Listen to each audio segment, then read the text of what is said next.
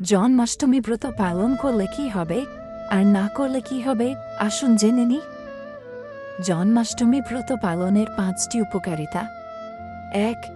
স্কন্দ পুরাণে উল্লেখ করা হয়েছে যে ব্যক্তি সঠিকভাবে জন্মাষ্টমী ব্রত পালন করবে তার 7 জন্মের সকল পাপ বিনষ্ট হয়ে যাবে এবং ভগবানকে সন্তুষ্টি করে ভগবত ধামে গমন করতে সফল হন।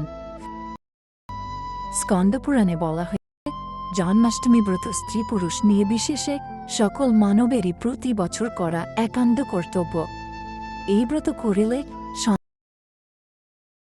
আরোগ্য, অতুল আনন্দ এবং ধার্মিকতা প্রভৃতি ইহকালে লাভ করে পরকালে স্বর্গপ্রাপ্তি হয়ে থাকে।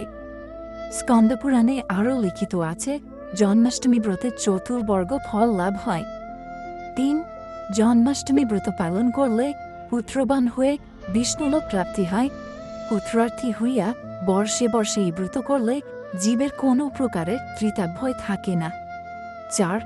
শাস্ত্রে উল্লেখ করা হয়েছে জন্মাষ্টমী ব্রত পালন করলে সকল প্রকার পাপ হরণ করে অভীষ্ট প্রদান করেন এবং এই ব্রতে ভগবান অনেক সন্তুষ্ট হন। 5. ভবিষ্যতের পুরাণে ভগবান শ্রীকৃষ্ণ স্বয়ং উল্লেখ করেছেন যে এই জন্মাষ্টমী ব্রত সকল ব্রাহ্মণ, ক্ষত্রিয়, বৈশ্য, শূদ্র সবাইকে এই ব্রত অবশ্যই পালন করতে হবে। সব অবস্থায় পালন করা যাবে, কেউ অশুচি হোক বা কেউ বৃদ্ধ হোক বা কেউ সদবা বা বিধবা হোক, এরকম কোনো অজুহাতের সুযোগ নেই।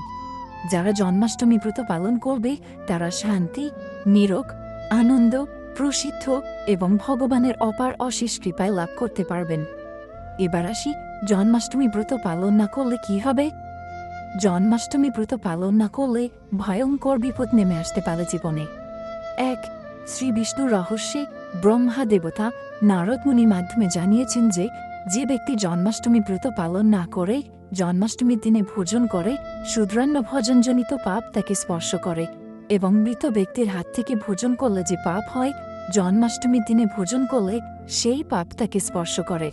এবং শ্রী বিষ্ণু রহস্য আরও উল্লেখ করা হয়েছে জন্মাষ্টমীতে ভোজন করলে শকুনের মাংস ভোজনের পাপ হয়, গাধার মাংস ভোজনের, কাক, বাজ পাখি এবং মানুষের মাংস ভোজনের সমান পাপ হয়।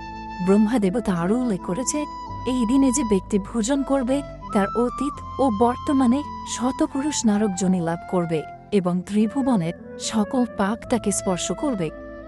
শ্রী বিষ্ণু রহস্যে আরও উল্লেখ করা হয়েছে জ্ঞানী হয়েও যে ব্যক্তি জন্মাষ্টমী ব্রত পালন করে না ভীষণ বনের মধ্যে সে সর্পযোনি অর্থাৎ সাপের দেহ লাভ করে এবং তার ইহলোকে এবং পরলোকে সুখের কোনো আশাই নেই।